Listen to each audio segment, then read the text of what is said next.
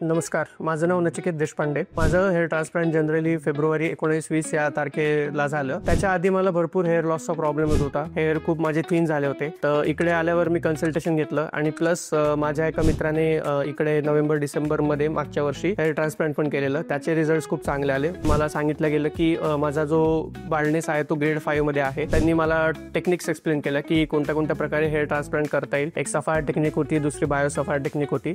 So मी बायोसफायर technique choose केली, considering त्याचे advantages आणि त्याचा जो रिझल्ट आहे तो जास्त बेटर आहे। सर्जरी दरम्यान वातावरण एकदम रिलॅक्स होतं, काइंड ऑफ गप्पा मारतच आमची सर्जरी झाली। सो असं काही वाटलंच नाही किंवा कुठला जास्त तणाव पण आला नाही।